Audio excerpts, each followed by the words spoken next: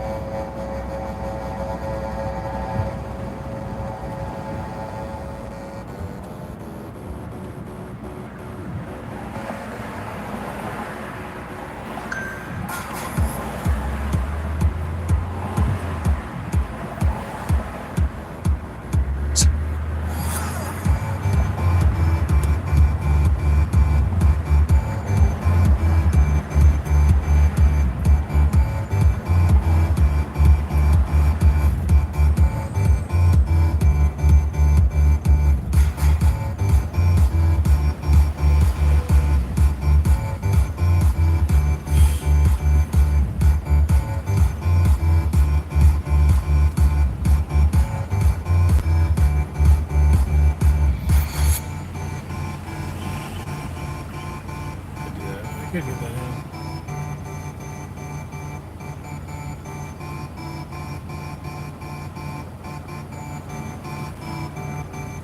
I wanna know your name.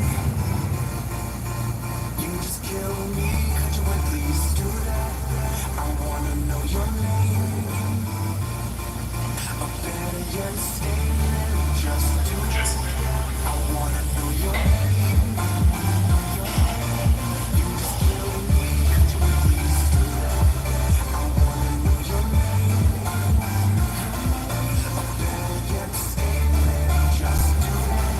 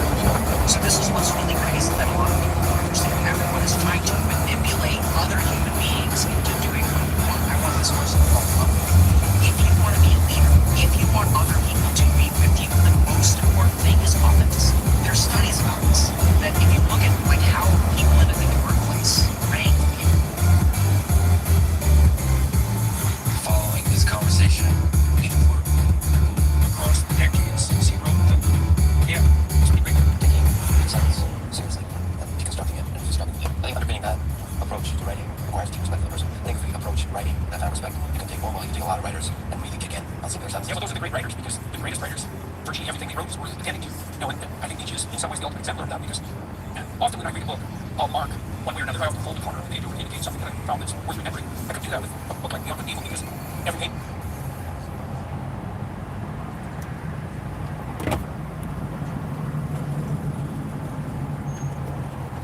Writing requires deep respect for the person. I think if you approach writing with that kind of respect, you can take normally, you can take a lot of writers and really dig in on singular sentences. Yeah, but those are the great writers, because the greatest writers, virtually everything they wrote is worth attending to. You know, and I think Nietzsche is in some ways the ultimate exemplar of that, because often when I read a book, I'll mark one way or another. I often fold the corner of the page over to indicate something that I found that's worth remembering. I couldn't do that with a book like The Art of Evil, because every page ends up marked. And that's in marked contrast, so to speak, to many of the books I read now, where it's quite frequently now that I'll read a book and there won't be an idea in it that I haven't come across before. And with a thinker like Nietzsche, that's just not the case at the sentence level. And I don't think there's anyone that I know of who did that to a greater extent than he did. So there's other people whose thought is of equivalent value. I've returned recently, and I'm going to do a course to the work of this Romanian historian of religions, who's not nearly as well known as he should be, and whose work, by the way, is a real antidote to the postmodern nihilistic Marxist stream of literary interpretation that the universities as a whole have adopted. And Eliade is like that too. I used this book called The Sacred and the Profane quite extensively in a book that I'm releasing in mid-November, We Who Wrestle with God, and it's of the same sort. It's endlessly analyzable.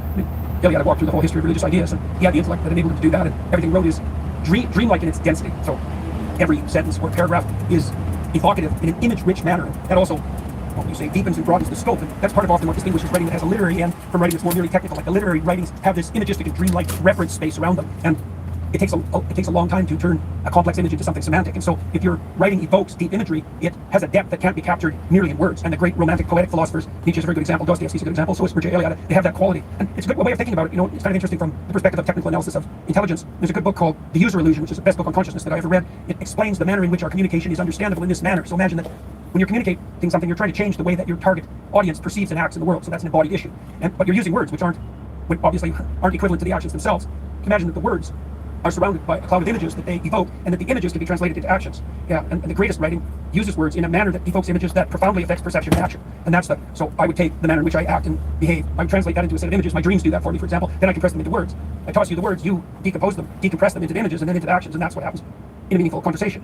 That's a very good way of understanding how we communicate linguistically. So if the words bring to the full visual complexity, and then that can then transform itself into action. Yes, and change in perception. Because those are both relevant. And it's an important thing to understand, because the classic empiricists make the presumption, and it's an erroneous presumption, that perception is a value-free enterprise, and they assume that partly because they think of perception as something passive. You know, you just turn your head and you look at the world and there it is. It's like, perception is not passive. There is no perception without action, ever. And that's a weird thing to understand, because even when you're looking at something, like your eyes are moving back and forth, if they ever stop moving for a tenth of a second, you stop being able to see. So your eyes are jiggling back and forth just to keep them active. And then there's involuntary movements of your eyes, and then there's voluntary movements of your eyes. Like what you're doing with your eyes is very much like what a blind person would do if they were feeling out the contours of an object. You're sampling, and you're only sampling a small element of the space that's in front of you, and the element that you choose to sample is dependent on your aims and your goals, so it's value saturated. And so all your perceptions are action predicated, and part of what you're doing when you're communicating is therefore not only changing people's actions, let's say, but you're also changing the strategy that they use to perceive, and so you change the way the world reveals itself for them. See, this is why it's such a profound experience to read a particularly deep thinker, because you can also think of your perceptions as the axioms of your thought. That's a good way of thinking about it. A perception is like what would you say? It's a thought that's so set in concrete that you now see it rather than conceptualize it.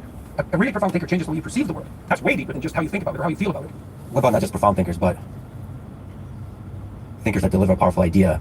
For example, utopian ideas of Marx, or utopian ideas, you could say dystopian ideas of Hitler. Those ideas are powerful, and they can saturate all your perception with values, and they focus you in a way where there's only a certain set of actions. Yeah, right. Even a certain set of emotions as well. And it's intense and it's direct, and they're so powerful that they completely alter the perception, and the words spring to life. Yeah, it's like a form of possession. So there's two things you need to understand to make that clear. The first issue is that, as we suggested or implied, that perception is action predicated, but action is goal predicated, right? The action was goal.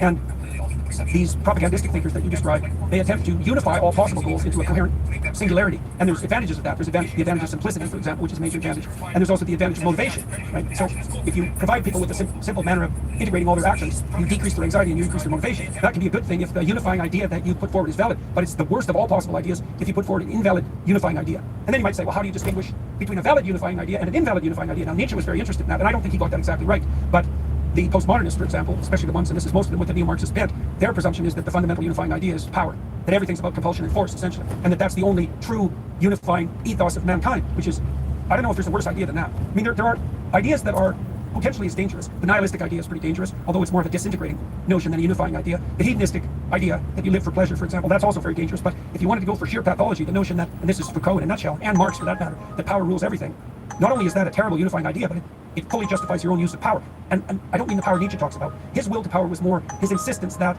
a human being is an expression of will rather than a mechanism of self-protection and security. Like he thought of the life force in human beings as something that strived not to protect itself, but to exhaust itself in being and becoming. It's like an upward-oriented motivational drive even towards meaning.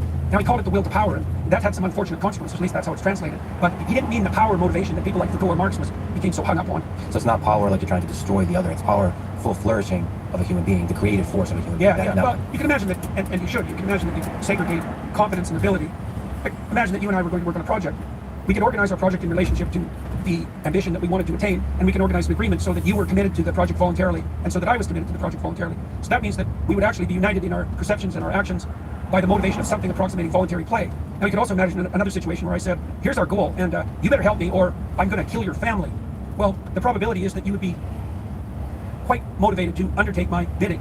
And so then you might say, well, that's how the world works. It's power and compulsion. But the truth of the matter is that you can force people to see things your way, let's say, but it's nowhere near as good a strategy, even practically, than the strategy that would be associated with something like voluntary joint agreement of pattern of movement strategy towards a goal. This is such an important thing to understand because it helps you start to understand the distinction between a unifying force that's based on power and compulsion and one that is much more in keeping, I would say, with the ethos that governs Western societies, free Western societies. There's really a qualitative difference. And it's not some morally relativistic illusion. So if we just look at the nuance of Nietzsche's thought, the idea he first introduced in Thus Spoke Zarathustra of the Übermensch. Yeah. It's another one that's very easy to misinterpret because it sounds awfully a lot like it's about power. Yeah, right. For example, in the 20th century, it was misrepresented and co-opted by Hitler to advocate for the extermination of the inferior non-Aryan races. Yeah, and the dominion of the superior Aryans. Yeah, and that was partly because Nietzsche's work also was misrepresented by his sister after his death. But also there's a fundamental flaw in that Nietzschean conceptualization. So Nietzsche, of course, famously announced the death of God, but he did that in a manner that was accompanied by dire warnings, like Nietzsche said, because people tend to think of that as a triumphalist statement, but Nietzsche actually said that, he really said something like the unifying ethos under which we've organized ourselves psychologically and socially has now been fatally undermined by the rationalist proclivity, by the empiricist proclivity. There's a variety of reasons. Mostly it was conflict between the Enlightenment view, let's say, and the classic religious view, and that there will be dire consequences for that. And Nietzsche knew, like Dostoevsky knew, that, see, there's a proclivity for the human psyche and for human societies to move towards something approximating a unity, because the cost of disunity is high. Fractionation of your goals, so that means you're less motivated to move forward than you might be because there's many things competing for your attention. And also anxiety, because anxiety actually signals something like goal conflict. So there's an inescapable proclivity of value systems to unite.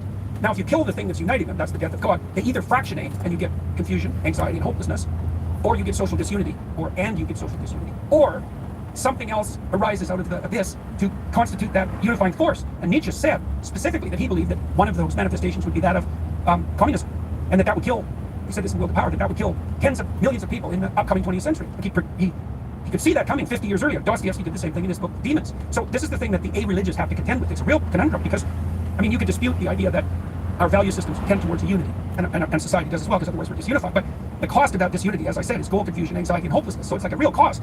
So you could dispense with the notion of unity altogether, and the postmodernists did that to some degree. But they pulled off a sleight of hand too, where they replaced it by power. Now Nietzsche did.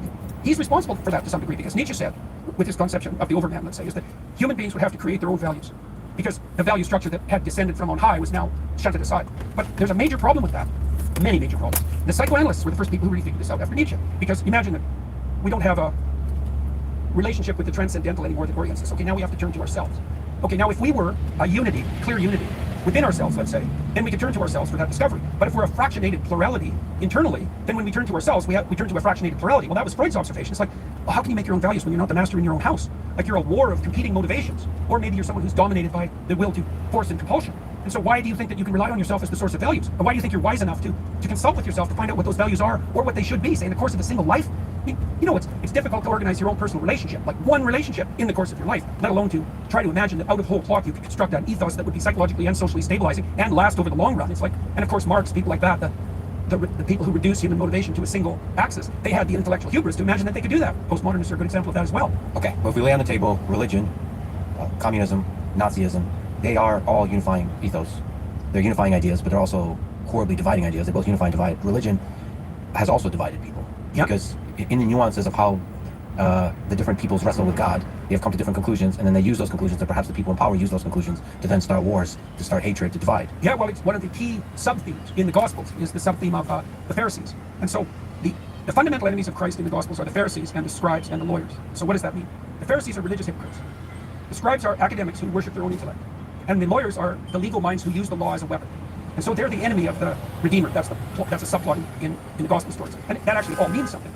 The Pharisaic problem is that the best of all possible ideas can be used by the worst actors in the worst possible way. And maybe this is an existential conundrum, is that the most evil people use the best possible ideas to the worst possible ends. And then you have the conundrum of how do you separate out, let's say, the genuine religious people from those who use the religious enterprise only for their own machinations. We're seeing this happen online. Like, one of the things that you're seeing happening online, I'm sure you've noticed this, especially on the right-wing psychopathic troll side of the distribution, is the weaponization of a certain form of Christian ideation. And that's often marked, at least online, by the presence of, what would you say, cliches like Christ is king, which has a certain religious meaning, but a completely different meaning in this sphere of emerging right-wing pathology. Right-wing political dimension isn't the right dimension of analysis, but it's definitely the case that the best possible ideas can be used for the worst possible purposes.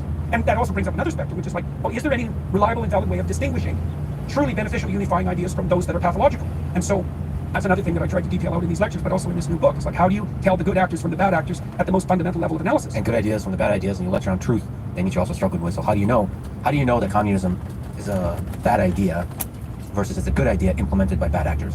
Right. That's a more subtle variant of the religious problem, and that's what the communists say all the time. The modern day communists, like, real communism has never been tried. And you could say, I suppose, with some justification, you could say that real Christianity has never been tried because we always fall short of the ideal mark. And so, wow, I mean, my rejoinder to the communists is something like, every single time it's been implemented, wherever it's been implemented, regardless of the culture and the background of the people who've implemented it, it's had exactly the same catastrophic consequences. It's like, I don't know how many examples you need of that, but I believe you've generated sufficient examples so that that case is basically resolved. Now, the general rejoinder to that is, it's really something like, well, if I was in charge of the communist enterprise, the utopia would have come about, right? But that's also a form of dangerous pretense. Part of the way, see, that problem is actually resolved to some degree in the developing notion of sacrifice that emerges in the Western canon over thousands and thousands of years. So one of the suggestions, for example, and this is something exemplified in the Passion story, is that you can tell the valid holder of an idea because that holder will take the responsibility for the consequences of his idea onto himself. And that's why, for example, you see one way of conceptualizing Christ in the gospel story is as the ultimate sacrifice to God. So you might ask, well, what's the ultimate sacrifice? And there are variants of the answer to that. One form of ultimate sacrifice is the sacrifice of the child, the offering of a child, and the other is the offering of the self.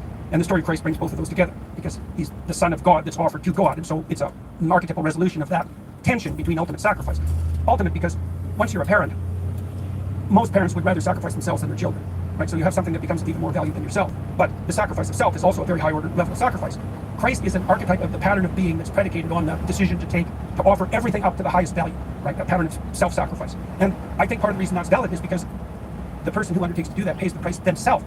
It's not externalized. They're not trying to change anyone else, except maybe by example. It's your problem. Like Solzhenitsyn pointed that out too, when he was struggling with the idea of good versus evil. And you see this in more sophisticated literature. In really unsophisticated literature or drama, there's a good guy and a bad guy. And the good guy's all good, and the bad guy's all bad. And in more sophisticated literature, the good and bad are abstracted. You can think of them as spirits, and then those spirits possess all the characters in the complex drama to a greater or lesser degree, and that battle is fought out both socially and internally. In the high-order religious conceptualizations in the West, if they culminate, let's say, in the Christian story, the notion is that battle between good and evil is fundamentally played out as an internal drama.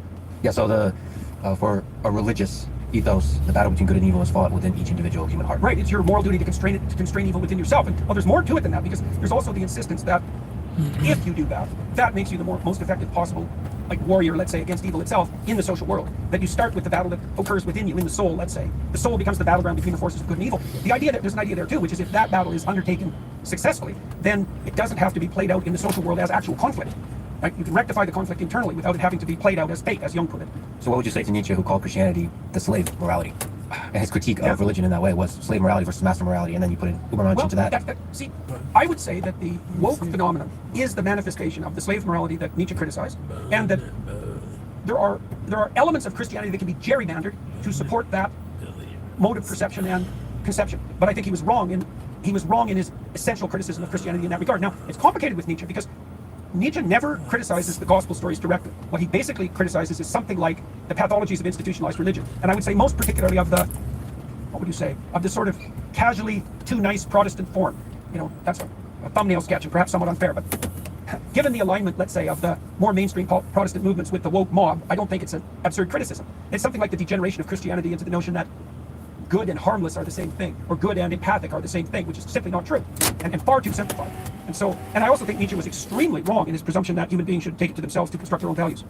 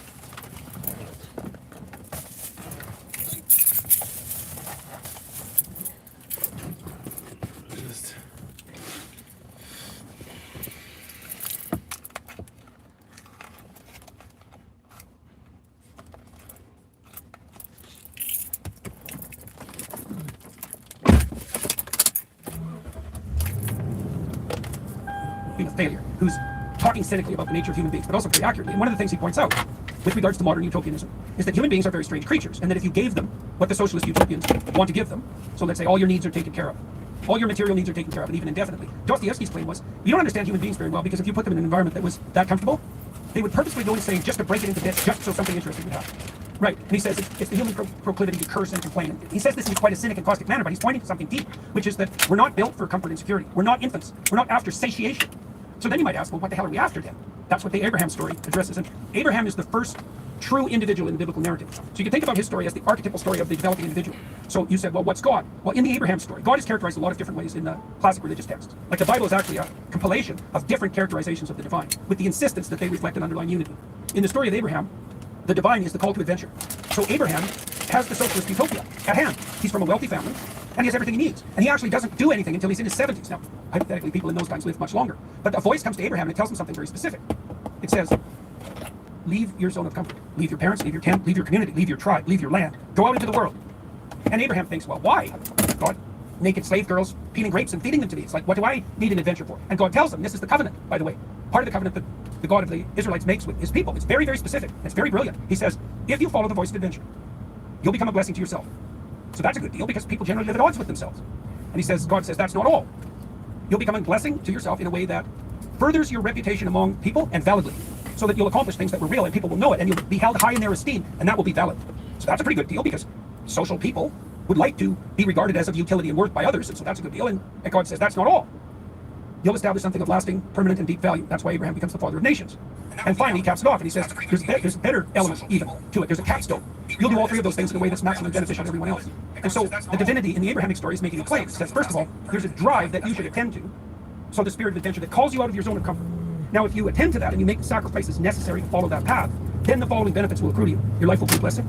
Everyone will hold you in high esteem. You'll establish something of permanent value, and you'll do it in a way that's maximally beneficial to everyone else. And so think about what this means biologically or from an engineering standpoint. It means that the instinct to develop that characterizes outward moving children, let's say, or adults, is the same instinct that allows for psychological stability, that allows for movement upward in a social hierarchy, that establishes something iterable, and that does that in a manner that allows everyone else to partake in the same process. Well, that's a good deal. And I can't see how it cannot be true, because the alternative hypothesis would be that the spirit that moves you beyond yourself to develop, the spirit of a curious child, let's say, what is that antithetical to your own esteem? Is that antithetical to other people's best interest? Is it not the thing that increases the probability that you will do something permanent?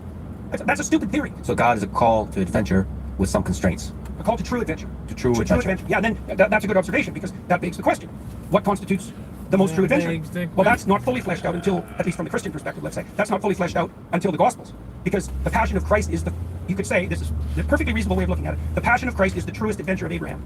That's a terrible thing, because the Passion story is a catastrophic tragedy, although it obviously has its redemptive elements. But one of the things that's implied there is that there's no distinction between the true adventure of life and taking on the pathway of maximal responsibility and burden. And I can't see how that cannot be true. Because the counter hypothesis is, well, Lex, the best thing for you to do in your life is to shrink from all challenge and hide. Right? To remain infantile, to remain secure, not to ever push yourself beyond your limits, not to take any risks. Well, no one thinks that's true. So basically, the maximally worthwhile adventure could possibly be highly correlated with the hardest possible available adventure. The hardest possible available adventure voluntarily undertaken. Does it have to be voluntary? Absolutely. How do you define voluntarily? Well, here's an example of that.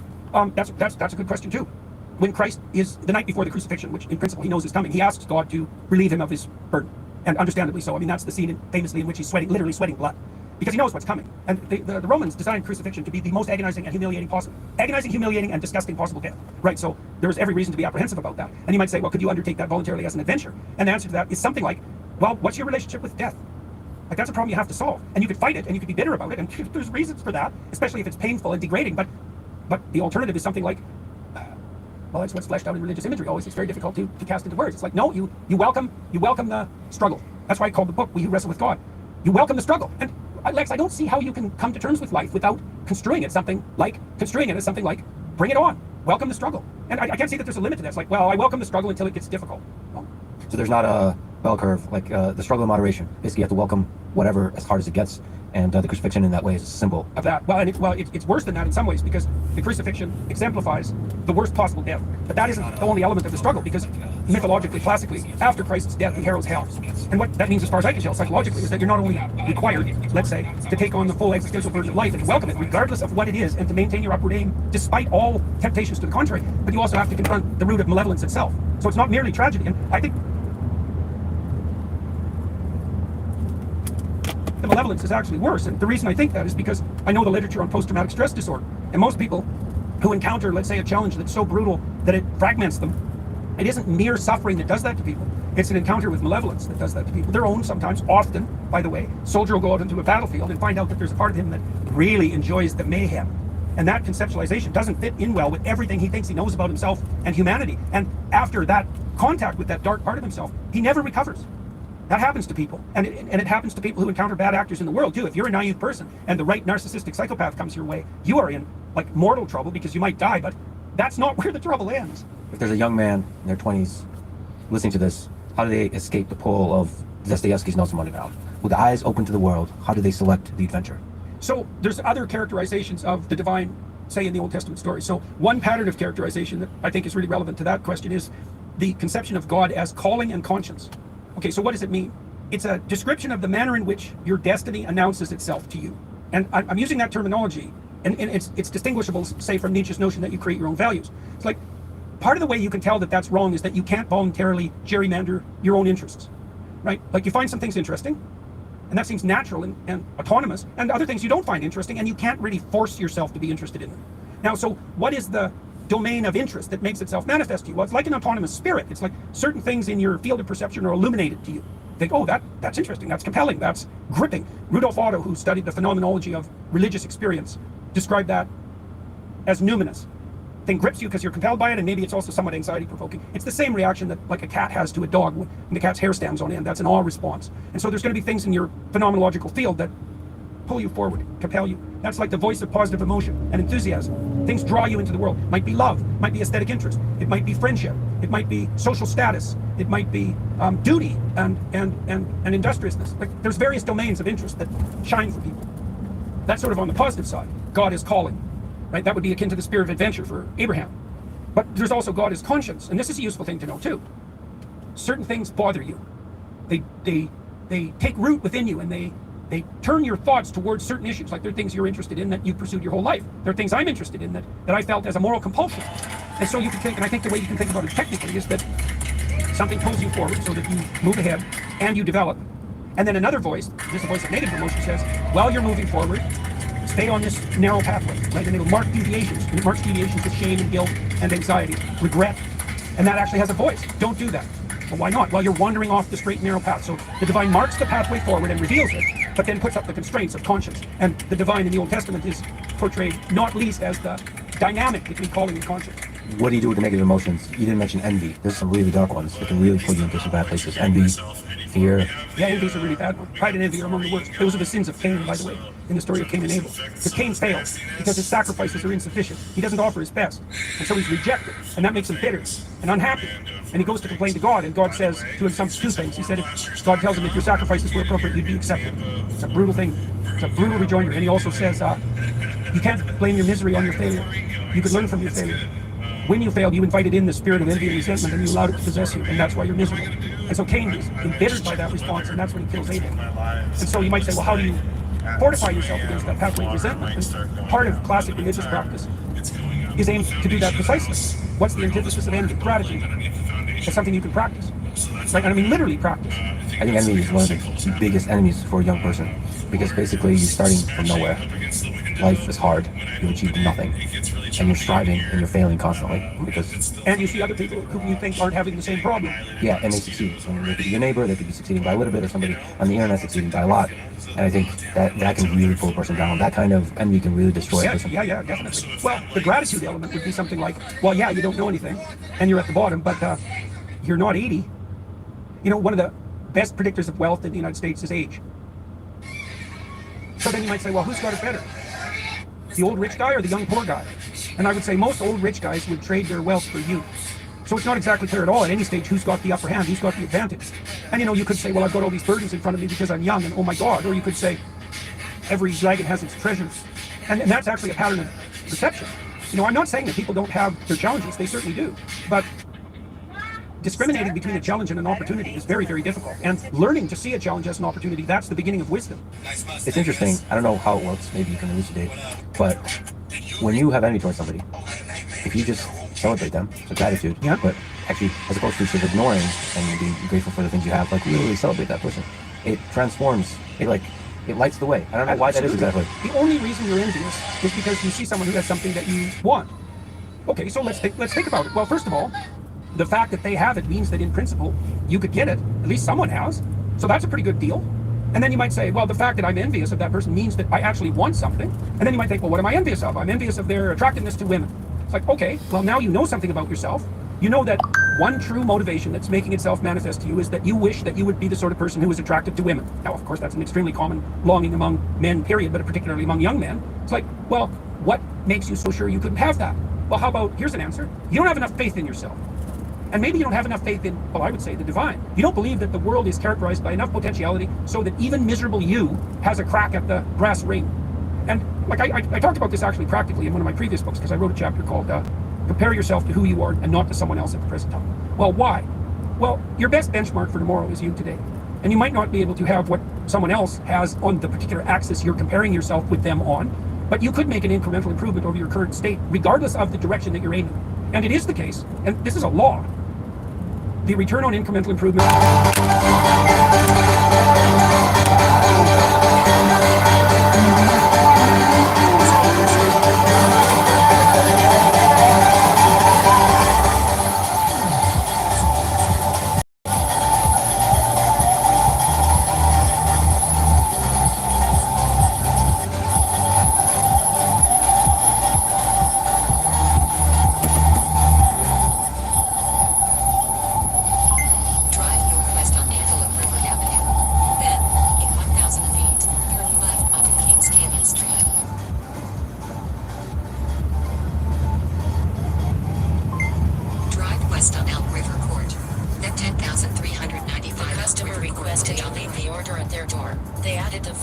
instructions. Leave at my door.